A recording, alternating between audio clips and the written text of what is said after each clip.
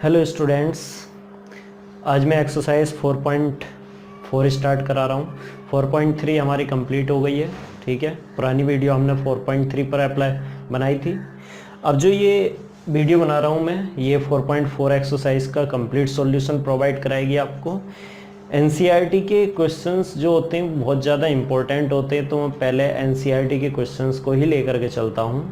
ठीक है, आगे जब भी वीडियो बनाऊंगा इन चैप्टर्स की दोबारा से, तो उसमें आपके लिए मैं एक्स्ट्रा क्वेश्चंस लाऊंगा जो कि बहुत ही बेमिसाल क्वेश्चन होंगे। ठीक है, तो आइए बात कर लेते हैं एक्सरसाइज 4.4 में किस टाइप के क्वेश्चंस होंगे। तो चलिए पहले एक्सरसाइज लिख देते हैं। आपकी एक्सरसाइज है 4.4। ठीक, तो इसमें क्वेश्चंस होंगे, सारे के सारे क्वेश्चन ज़्यादातर डिपेंड होंगे आपके डिस्क्रिमिनेंट पर। ठीक है, डिस्क्रिमिनेंट आपने समझ लिया था क्या था डिस्क्रिमिनेंट, जब हम क्वाड्रेटिक फार्मूला सॉल्व कर रहे थे। ठीक है, क्वाड्रेटिक फार्मूला मेथड यूज़ कर रहे थे, या उस मेथड का नाम था श्रीधराचार्य फार्मूला। तो उस मेथड में एक निकल के आया था x की वैल्यू जब हम निकालते थे, थोड़ा सा रिमाइंड कर लेते हैं इसको ज़रा, कि एक इक्वेशन होती है जो कि इस फॉर्म में होती है ax square plus B X plus C is equal to 0। इसका जाना पहचाना कुछ नाम होगा, बताइए क्या नाम है। इसका नाम है क्वाड्रेटिक इक्वेशन। ठीक है, नहीं, इसका नाम क्वाड्रेटिक इक्वेशन तभी पड़ेगा जब ये a is not equal to 0 की कंडीशन को सेटिस्फाई करेगी। मतलब a अगर 0 हो गया तो प्रॉब्लम हो जाएगी, फिर ये क्वाड्रेटिक नहीं रहेगी। तो क्वाड्रेटिक होने के लिए ज़रूरी है कि a is not equal to 0 होना चाहिए। क्लियर? ठीक, आगे बात बढ़ती है। आगे बताते हैं आपको कि यहाँ पे a b c ये क्या है, ये कोफिशिएंट्स हैं। ठीक है, a किसका कोफिशिएंट है, एक्स स्क्वायर का, और मैंने इसको पहले बताया था कि ये लीडिंग कोफिशिएंट भी कहलाता है आपका। ठीक, b x का कोफिशिएंट है और c कांस्टेंट टर्म है। यहाँ तक क्लियर हो गई बात? ठीक है, उसके बाद हमने कहा था कि जब x की वैल्यू हम श्रीधराचार्य फॉर्मूले से निकालते हैं तो वैल्यू आती है -b plus minus under root B square minus 4ac upon 2a, ये वैल्यू आती है। ठीक है, तो मैंने आपको इसमें बताया था कि जो ये बी स्क्वायर माइनस 4ac है, इस पूरे को हम क्या मान लेते हैं, d मान लेते हैं। इस पूरे को d मान लेते हैं, जो कि क्या कहलाता है आपका, यही डिस्क्रिमिनेंट कहलाता है। क्लियर हो गया? क्या है ये? डिस्क्रिमिनेंट। समझ में आ गया? अगर नहीं नोट किया हुआ पहले तो इसको आप नोट भी कर लेना। ठीक है बच्चों, तो डिस्क्रिमिनेंट क्या होता है, बी स्क्वायर माइनस 4ac होता है। फिर मैंने इसके 3 केस बनाए थे। पहला केस क्या पॉसिबल था कि d इज़ ग्रेटर देन 0 हो जाए। दूसरा केस क्या था भाई, दूसरा केस था d इज़ इक्वल टू 0 हो जाए। तीसरा केस क्या था कि d की वैल्यू 0 से छोटी हो जाए। बस यही 3 पॉसिबिलिटी है। नंबर लाइन पर अगर रियल नंबर ले रहे हो तो रियल नंबर या तो 0 से बड़ी होती हैं, या 0 से छोटी होती हैं, या 0 के बराबर होती हैं। ठीक है भाई, तो अगर 0 से बड़ी है d की वैल्यू, d कहाँ से निकाला, बी स्क्वायर माइनस 4ac से d निकाला और उसकी वैल्यू 0 से बड़ी आ गई, तो ये क्या कंडीशन बनी कि रूट्स जो होंगे वो रियल होंगे। क्वाड्रेटिक इक्वेशन के कितने रूट्स होते हैं, 2 रूट्स होते हैं, तो दोनों के दोनों रियल होंगे। तो इस कंडीशन को बोलते हैं रूट्स आर रियल। रियल भी होंगे और डिस्टिंक्ट भी होंगे। कैसे होंगे, रियल एंड डिस्टिंक्ट। डिस्टिंक्ट का मतलब डिफरेंट रूट्स होंगे, अलग अलग रूट्स होंगे। ठीक है, दोनों सेम नहीं होंगे। जैसे एक वैल्यू 1 आ रही है, दूसरी 2 आ रही है, या एक 1 आ रही है, दूसरी -1 आ रही है, तो दोनों अलग अलग वैल्यू है। ठीक है भाई, रियल है।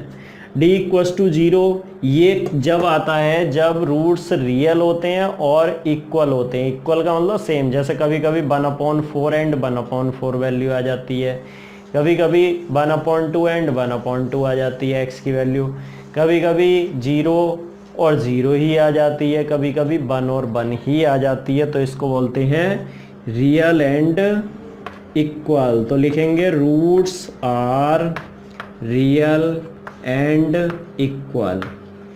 समझ में आ गई बच्चों?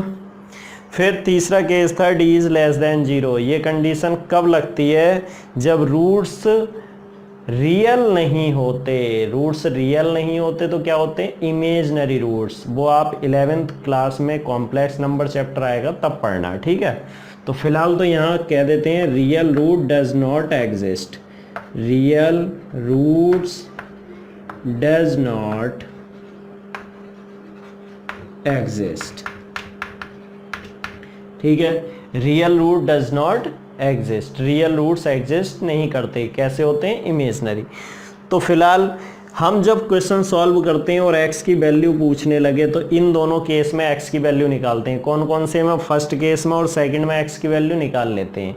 थर्ड केस में x की वैल्यू नहीं निकाल पाते, थर्ड केस में हम x नहीं निकाल सकते, ठीक है।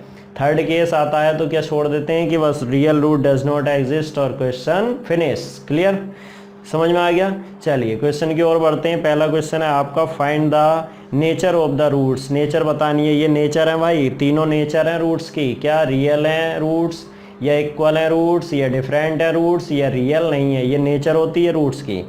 तो नेचर बतानी है रूट्स की from the following quadratic equation, if real root exist then find them. वो कह रहा है कि अगर रियल रूट एग्जिस्ट कर रहे हैं तभी निकालें। तो ये वाला भी रियल वाला था और ये भी रियल वाला था, तो इन दोनों कंडीशन में हम रूट्स को निकाल सकते हैं, तीसरे केस में रूट्स को नहीं निकाल सकते। क्लियर। तो चलिए पहले क्वेश्चन का फर्स्ट पार्ट पढ़ लेते हैं, क्वेश्चन नंबर 1 का फर्स्ट पार्ट, ठीक है। इसमें इक्वेशन दी हुई है हमें 2x square minus 3x plus 5, 2x square minus 3x plus 5 is equal to 0। ये क्वाड्रेटिक इक्वेशन दी है, इसमें पहले नेचर बतानी है। तो पहले ए बी सी बताइए। ए की वैल्यू कितनी हो गई भाई, ए की वैल्यू हो गई 2, ठीक है। बी की वैल्यू बोलो, कंपेयर कर रहे हैं किससे, क्वाड्रेटिक इक्वेशन की स्टैंडर्ड फॉर्म से कंपेयर कर रहे हैं हम लोग। तो b की वैल्यू क्या बनेगी, b x का कोफिशिएंट था, यहाँ x का कोफिशिएंट -3 है तो b की वैल्यू बनी -3, ठीक है भाई। c की वैल्यू बोलिए, c की वैल्यू बनेगी हमारी कांस्टेंट टर्म मतलब +5, तो 5 रहने देते हैं, प्लस क्या लिख के जा रहा है, ठीक है। तो a b c तीनों की वैल्यू मिल गई है मुझे। तो अब मैं d निकालूंगा सीधे सीधे। नेचर निकालने के लिए डिस्क्रिमिनेंट निकालते हैं। d की वैल्यू क्या होती है, b square minus 4ac, b कितना था हमारा -3 है तो -3 स्क्वायर माइनस 4 इंटू ए कितना है भाई, a है 2 इंटू सी कितना है 5, ठीक है। -3 का स्क्वायर 9 हो गया, 4 2 जा 8, 8 5 जा 40, ठीक है। तो ये आया -31 विच इज लेस देन 0। ये -31 आया निगेटिव नंबर। निगेटिव नंबर क्या होती है, 0 से छोटी होती है। तो जब d की वैल्यू 0 से छोटी हो गई तो क्या होगा भाई, तो होगा लास्ट वाला केस, क्या, real root does not exist. लिख दोगे, real roots does not exist. Clear हो गई बात। अब जब रियल रूट होंगे ही नहीं तो आगे सॉल्व नहीं करना, ठीक है। फर्स्ट पार्ट कंप्लीट हो गया, एक सेकंड पार्ट और करा देते हैं, बाकी थर्ड पार्ट आप अपने आप करेंगे, ठीक है भाई। चलिए सेकंड पार्ट देख लेते हैं इसका।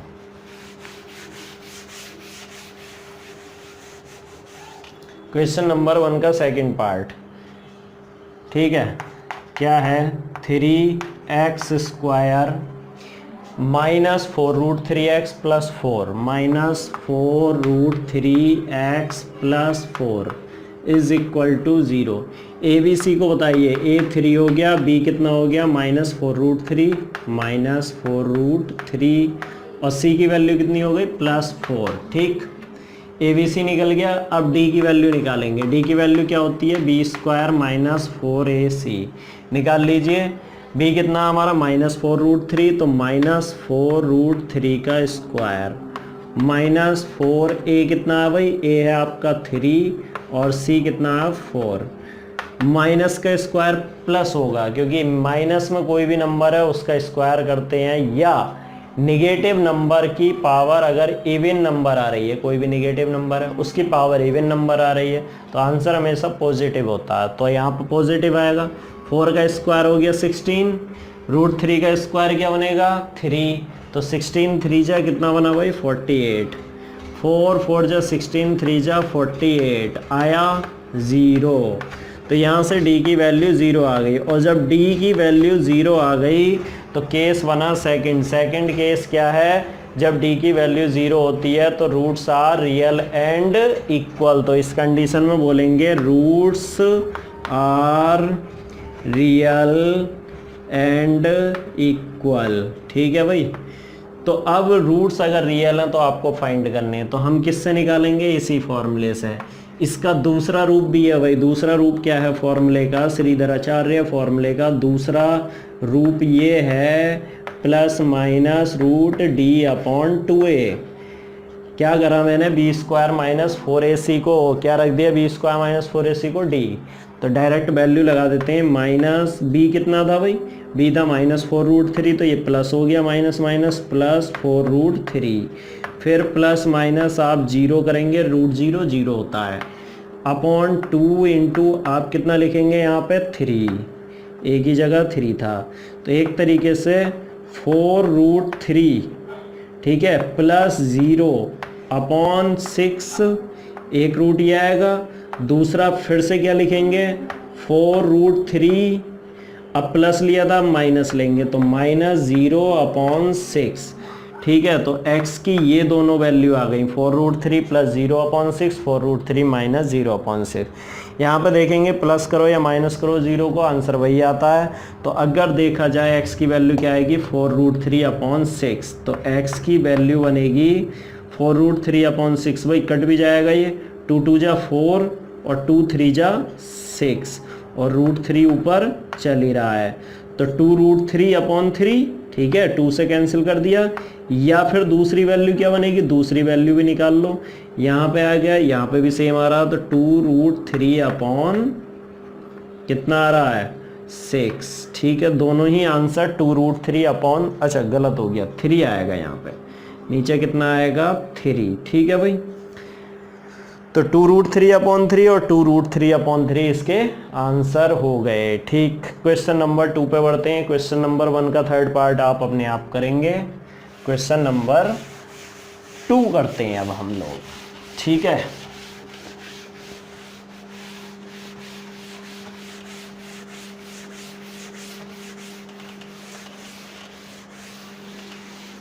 देखिए सेकंड क्वेश्चन में कहा find the value of k for which the quadratic equation so that they have two equal root. हमें k की वैल्यू निकालनी है अगर equation have the equal roots, equation के रूट्स इक्वल हैं। तो रूट्स इक्वल की कंडीशन क्या थी, d = 0। तो सेकंड क्वेश्चन का फर्स्ट पार्ट क्या है, फर्स्ट पार्ट में दिया है 2x² + kx + 3, 2x² + kx + 3 is equal to 0। यहाँ से क्या लिखेंगे, 4 इक्वल रूट्स। हम जानते हैं कि अगर इक्वल रूट्स हैं तो इक्वल रूट्स के लिए d की वैल्यू 0 होती है। d क्या होता है, 0 के इक्वल। ठीक है भाई, d को 0 रखते हैं तो d कैसे निकलेगा, b² - 4ac, b कितना k, तो k² - 4, a कितना है 2 इंटू c कितना है 3 इज इक्वल टू 0। तो यहाँ से आ जाएगा k² - 4 2 जा 8, 8 3 जा 24। ठीक है भाई, तो k² इज इक्वल टू, उधर ले जाइए इसको 24। तो k की वैल्यू कितनी आ जाएगी, प्लस माइनस, क्योंकि स्क्वायर रूट ले रहे हैं तो स्क्वायर रूट में दो वैल्यू एग्जिस्ट करती हैं, एक पॉजिटिव और एक निगेटिव। तो यहाँ से k की वैल्यू कितनी आ गई, 24 के फैक्टर करो भाई, 24 के फैक्टर कितने होंगे, 2 12 2 6 और 2 3। ठीक है भाई, और 3 बन जा, तो ये पेयर बना, बाकी कोई पेयर नहीं बना। तो 2 का पेयर बना, 2 बाहर आ गया और 2 3 जा 6, तो 2√6 आ जाएगा प्लस माइनस। ये k की वैल्यू आ गई, k की वैल्यू क्या आ गई, +2√6 एंड -2√6। फर्स्ट पार्ट हो गया, सेकंड पार्ट कर लेते हैं। सेकंड पार्ट में भी यही कहा है इसने, हमें k की वैल्यू निकालनी है। ठीक है, तो सेकंड पार्ट करते हैं। ये फर्स्ट पार्ट था इसका, सेकंड पार्ट देखिए क्या है, kx x - 2 kx x - 2 + 6 is equal to 0। ठीक है, यहाँ से इसको पहले क्वाड्रेटिक में चेंज कर लेते हैं भाई। kx की मल्टीप्लाई x से करेंगे, kx², kx की -2 से तो -2kx, बाकी यहाँ पूरी हो गई मल्टीप्लाई, +6 इज इक्वल टू 0। अब इक्वल रूट्स के लिए, फॉर इक्वल रूट्स एक कंडीशन ये है कि d इज इक्वल टू 0 होता है, d की वैल्यू 0 होती है। तो यहाँ से d कितना आएगा, बी स्क्वायर, बी कितना है -2k, x को छोड़ के वो सब b है, तो -2k इसका स्क्वायर -4ac, ठीक है, बी स्क्वायर हो गया -4ac, 4a कितना है k, इंटू c कितना है भाई 6। देखिए ओपन कर लीजिए, -2 का स्क्वायर 4 हो जाएगा और k का स्क्वायर ऐसे ही रहेगा, ठीक है। 4 6 24 -24 k और इज इक्वल टू 0। जो कॉमन आ रहा है वो कॉमन ले लीजिए, 4k कॉमन आ रहा है, यहाँ पर बचेगा k -4 6 k कॉमन आ गया। यहाँ से दो पॉसिबिलिटी हैं, दो फैक्टर बनना है, एक फैक्टर ये है 4k और दूसरा फैक्टर k -6। या तो 4k 0 हो सकता है, तो 4 तो 0 नहीं होगा, फिर क्या बचा k = 0, या फिर k -6 0 होगा, तो इससे k की वैल्यू कितनी बनेगी, 6 बनेगी, ठीक है। बट एक चीज़ ध्यान रखनी है, मैंने आपको कहा था leading coefficient should not be equal to 0, leading coefficient कभी भी 0 नहीं हो सकता। तो यहाँ पे जो क्वाड्रेटिक इक्वेशन ये लिखी हुई है, इस क्वाड्रेटिक इक्वेशन में आप क्या देख रहे हो कि यहाँ पर लीडिंग कोफिशिएंट k है, x स्क्वायर का कोफिशिएंट k है, तो k कभी भी 0 नहीं हो सकता। तो हम यहाँ लिखेंगे but k is not equal to 0, so answer will be k = 6। ये इसका आंसर आ गया, समझ में आ गया भाई। क्यों नहीं होगा k 0, बता दिया, लीडिंग कोफिशिएंट है k, इसलिए वो 0 नहीं हो सकता, ठीक है। बहुत इंपॉर्टेंट पार्ट था ये इस क्वेश्चन का, और मैं समझता हूँ कि आता ही है ज़्यादातर ये पार्ट, ठीक है। चलिए क्वेश्चन नंबर 2 हो गया, क्वेश्चन नंबर 3 4 5, ये सारे क्वेश्चन आपके बिल्कुल वैसे ही हैं जैसे पहले कर रहे थे वर्ड प्रॉब्लम। चलिए इनकी इक्वेशंस बनवा देता हूँ, बाकी तो आप अपने आप कर लेंगे। तो क्वेश्चन नंबर 3 देख लेते हैं आप।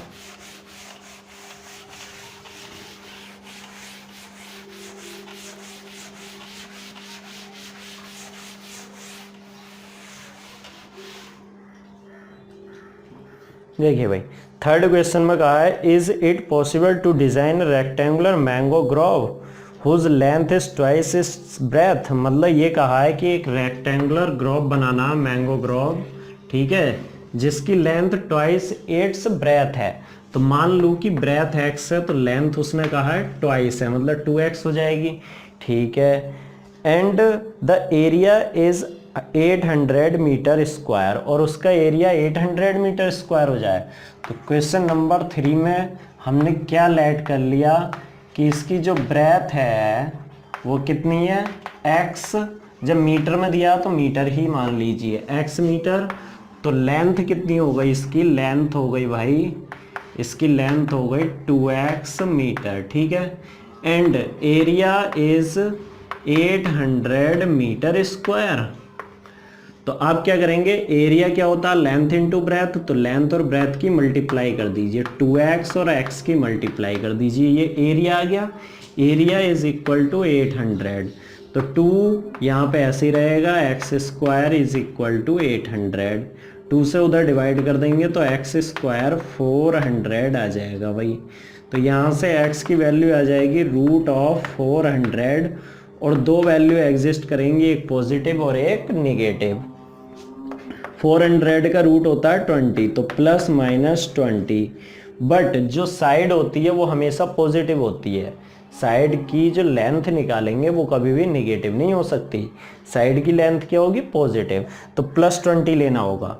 तो इसकी जो ब्रेथ हो जाएगी, ब्रेथ कितनी हो जाएगी बच्चों, ब्रेथ हो जाएगी x मतलब 20 मीटर, ठीक है। और लेंथ पूछ रहा है तो लेंथ भी लिख दीजिए, इसकी लेंथ कितनी हो जाएगी 2x मतलब कि 2 × 20 40 मीटर, ठीक है। ये इसके आंसर हो गए। क्लियर हो गया आपको, ये समझ में आ गया क्वेश्चन। तो उसने ये कहा था कि क्या पॉसिबल है, अगर पॉसिबल है तो डायमेंशन बताइए, ठीक है। लेंथ और ब्रेथ हमने निकाल दी, इसकी लेंथ ये हो गई, ब्रेथ ही हो गई, ठीक है भाई।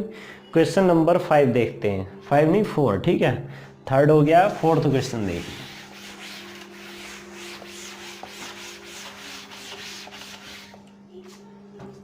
क्या है फोर्थ क्वेश्चन में, is the following situation possible, क्या फॉलोइंग सिचुएशन पॉसिबल है, वही है जैसे वो पुराना वाला था। इफ सो तो डिटरमाइन द प्रेजेंट एज, अगर पॉसिबल है तो आप डिटरमाइन करिए उसकी प्रेजेंट एज, ठीक है। The sum of ages of two friend is 20 year, दो फ्रेंड है उनकी एज का सम 20 ईयर्स है, और 4 years ago the product of their edges in years was 48, मतलब 4 साल पहले 4 ईयर्स एगो उनकी एज का प्रोडक्ट इन ईयर्स कितना था, 48 था 4 साल पहले। तो क्वेश्चन नंबर 4 में पहले या बाद में कभी भी बात करें हमें माननी तो प्रेजेंट एज ही है भाई। तो हम क्या करेंगे, लेट करेंगे प्रेजेंट एज ऑफ, देखिए दो फ्रेंड हैं उनके नाम तो कुछ ही के कुछ दिए नहीं है, जिसमें अगर स्पेशल नाम दिए होते हैं तो नाम की बात करते हैं, मगर यहाँ पे नाम ही नहीं दिए हैं तो क्या करें, प्रेजेंट एज ऑफ फर्स्ट, ठीक है, पहले वाले की प्रेजेंट एज एक्स मान लें। अब उसने कहा था दोनों की एज का सम कितना है, 20 ईयर्स, मतलब दोनों की एज को अगर ऐड करें तो 20 आ रहा रिजल्ट। तो एक की अगर एक्स मान लें तो दूसरे की कितनी हो जाएगी, मतलब पूछा है कि अगर एक की एक्स है तो दूसरे की कितनी होगी, और दोनों का सम 20 है। तो हम क्या करेंगे, पहले वाले की माइनस कर देंगे 20 में से, जो बची वो किसकी बची, दूसरे की, ठीक है। तो लिखेंगे प्रेजेंट एज ऑफ सेकंड कितनी हो जाएगी फिर 20 माइनस एक्स, ठीक है। और एज ईयर्स में लिखेंगे, यहाँ भी ईयर्स में, ठीक है भाई, यहाँ तक क्लियर हो गई बात। अब इसने कहा था 4 years ago the product of their edges will be 48 years, मतलब 4 साल पहले उनकी एज का प्रोडक्ट कितना था, 48 ईयर्स था भाई, कितना था 48 ईयर्स। तो 4 ईयर्स एगो अगर आप निकालें, 4 ईयर्स एगो फर्स्ट एज, पहले की एज, ठीक है, पहले की एज कितनी होगी, x माइनस 4 ईयर्स, 4 साल पहले की बात कर रहा तो 4 साल कम कर देंगे।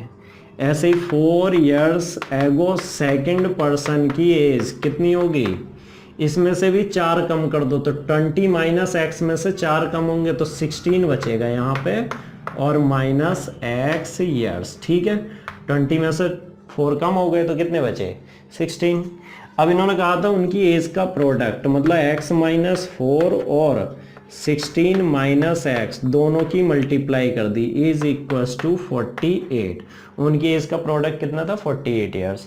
चलिए मल्टीप्लाई करते हैं, x के 16 से करेंगे तो 16x, x की माइनस एक्स है तो माइनस एक्स स्क्वायर, माइनस 4 16 जा 48 नहीं 64, और यहाँ कितना हो जाएगा, minus minus plus 4x is equal to 48। चलिए भाई, तो ये हो गया माइनस एक्स स्क्वायर, ऐसे ही ये 16x है, ये 4x है, तो 20x बचा, और क्या बचा भाई आपका माइनस 64 इज इक्वल्स टू 48। ये माइनस एक्स स्क्वायर है, इसको उधर ले जाए प्लस एक्स स्क्वायर हो जाएगा, और बाकी सबको भी उधर ही ले जाइए। तो एक तरीके से प्लस एक्स स्क्वायर हो गया, माइनस 20x हो जाएगा उधर जाकर, उधर पहुंच गया, और माइनस 64 उधर प्लस हो जाएगा, तो प्लस का 48 और प्लस 64। तो इधर जब कुछ नहीं बचा तो जीरो मान लेंगे, इधर की साइड कुछ नहीं है तो जीरो उधर लिख दो, इधर लिख दो, बात एक ही है। चलिए कितना हो गया ये, एक्स स्क्वायर माइनस 20x, इसको प्लस कर लेते हैं, 8 और 4 कितना हो जाएगा, प्लस का 12, ठीक है, 4 और 6 10, 10 और 1 11 इज इक्वल टू 0। एक क्वाड्रेटिक इक्वेशन बन गई है। अब इसमें पहले आप निकालेंगे d, ठीक है, पॉसिबल है या नहीं है सिचुएशन उसको पता करने के लिए d निकाल लेते हैं। तो d इज इक्वल टू होगा b स्क्वायर, मतलब माइनस 20 का स्क्वायर, माइनस 4 इंटू ए कितना है 1, एक्स स्क्वायर का कोफिशिएंट 1, इंटू सी कितना है 112, ठीक। 20 माइनस 20 का स्क्वायर 400 हो जाएगा, क्योंकि माइनस का स्क्वायर प्लस हो जाता है, माइनस 4 1 जा 4, और इसकी मल्टीप्लाई यहाँ करेंगे, 4 2 जा 8, 4 1 जा 4, 4 1 जा 4। तो जब ये माइनस करा जाएगा तो माइनस 48 आ जाएगा, जो कि 0 से छोटा है। देखिए निगेटिव नंबर आई और निगेटिव नंबर लेस देन 0 है, तो जब भी d आपका 0 से छोटा आ जाए तो वो सिचुएशन पॉसिबल नहीं है। क्यों? क्योंकि रियल रूट ही नहीं है। जब रियल नंबर में एज नहीं आ सकती, एज इमेजिनरी नंबर हो नहीं सकती है, तो क्या लिखेंगे, situation is not possible, is not possible, ये सिचुएशन पॉसिबल नहीं है। ठीक है भाई, समझ में आ गया क्यों नहीं है, क्योंकि d लेस देन 0 है। चलिए ये क्वेश्चन भी पूरा हो गया हमारा। ठीक है, अब बात कर लेते हैं क्वेश्चन नंबर 5 की। Is it possible to design a rectangular park of perimeter 80 metre and area 400 metre square, so find the length and breadth. अगर पॉसिबल है तो लेंथ और ब्रेथ आप फाइंड करिए। चलिए क्वेश्चन नंबर 5, ये भी एरिया और रेक्टेंगल वाला ही है, लेंथ ब्रेथ से ही काम चल जाएगा। ठीक है, तो कर लेते हैं। देखिए, पहले आपको पता होना चाहिए पेरीमीटर क्या होता है। रेक्टेंगल का पेरीमीटर होता है 2 इंटू लेंथ प्लस ब्रेथ। ठीक है, तो चलिए क्वेश्चन नंबर 5 में पहले लिख लेते हैं। एक चीज़ को तो मानना पड़ेगा किसी, मान लेते हैं कि let breath equals to, breath ही मान लेते हैं। चलिए ब्रेथ कितनी मान लेते हैं, x मीटर। ठीक है, एक प्लॉट है, रेक्टेंगुलर प्लॉट है कोई, इसकी ब्रेथ मान ली मैंने x मीटर। ठीक, अब इसने कहा था पेरीमीटर कितना है इसका, पेरीमीटर है कितना है भाई, पेरीमीटर है इसका दिया है इसने 80 मीटर। कितना, 80 मीटर। ठीक है, पेरीमीटर का फॉर्मूला होता है 2 इंटू लेंथ प्लस ब्रेथ। ये 80 चलता रहेगा उधर, तो 2 से उधर डिवाइड कर देंगे तो L तो पता नहीं है, प्लस ब्रेथ कितना है x, और 2 से डिवाइड कर देंगे उधर 40 आ जाएगा, तो L is equal to 40 minus x metre. ये लेंथ आ गई इसकी। अब इसने कहा एरिया इज 400 मीटर स्क्वायर। इसका एरिया कितना है, एरिया है 400 मीटर स्क्वायर। एरिया क्या होता है, लेंथ इंटू ब्रेथ, मतलब लेंथ कितनी 40 माइनस एक्स, और ब्रेथ कितनी थी इसकी x, दोनों की मल्टीप्लाई करेंगे तो 400। चलिए कर लेते हैं मल्टीप्लाई, लेंथ इंटू ब्रेथ कर रहे हैं तो x की 40 से 40x हो जाएगा, x की माइनस एक्स से minus x square equals to 400। ये आ गया। अब सबको एक साइड ले जाते हैं, और आपको कोशिश ये करनी चाहिए कि जो एक्स स्क्वायर वाली टर्म है वो हमेशा पॉजिटिव बनी रहे, वो निगेटिव ना आए। ठीक है, तो माइनस एक्स स्क्वायर है उसको उधर ले जाइए तो ये क्या रहेगी, पॉजिटिव टर्म। तो माइनस एक्स स्क्वायर को उधर शिफ्ट कर देते हैं तो प्लस एक्स स्क्वायर हो जाएगा भैया, और 40x उधर जाएगा तो माइनस हो जाएगा, और 400 अपनी जगह है तो वो वैसे ही रहेगा। बचा क्या उधर, कुछ नहीं, 0। ठीक है, डी निकालते हैं अब, क्योंकि सिचुएशन पॉसिबल है या नहीं है कैसे पता चलता है, डी निकाल के। डी क्या होगा आपका, बी स्क्वायर, मतलब कि माइनस 40 का स्क्वायर, बी कितना माइनस 40, माइनस 4a कितना है 1, और सी कितना है 400। माइनस 40 का स्क्वायर हो गया 1600, माइनस 4 जा 16। ठीक है, 100। ये तो भाई कट गया, कट के क्या आया, शून्य। क्या बचा, शून्य। तो d की वैल्यू अगर 0 आ रही है तो कंडीशन क्या होती है, रियल रूट। तो इसका मतलब सिचुएशन इज पॉसिबल। क्या है कि सिचुएशन पॉसिबल है। ठीक है, और जब सिचुएशन पॉसिबल है तो आप x की वैल्यू निकालिए, मतलब लेंथ और ब्रेथ निकालिए इसकी। तो लेंथ और ब्रेथ निकाल लेते हैं भाई। क्या करते हैं, x निकालते हैं, x का formula minus b plus minus root D upon 2a। ये अप्लाई कर देते हैं, माइनस b की जगह लगाएंगे माइनस 40। कितना, यहाँ से देखिए ये है इक्वेशन।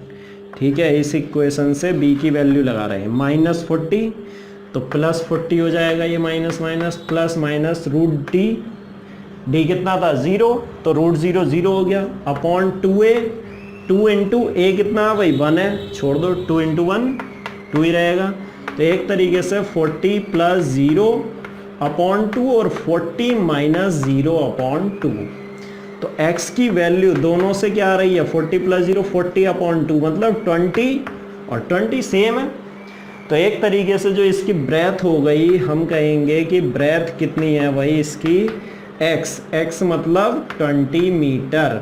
अब लेंथ भी पूछी है तो लेंथ भी लिख दो भाई, लेंथ कितनी है इसकी, लेंथ है इसकी 40 माइनस एक्स। देखिए 40 माइनस एक्स, तो 40 माइनस एक्स कितना था 20, तो लेंथ आ गई 20 मीटर। तो लेंथ और ब्रेथ जब सेम आ गई तो एक तरीके से ये क्या था, स्क्वायर था, रेक्टेंगल क्या था, एक स्क्वायर था। ठीक है, तो ये आपके आंसर आ गए।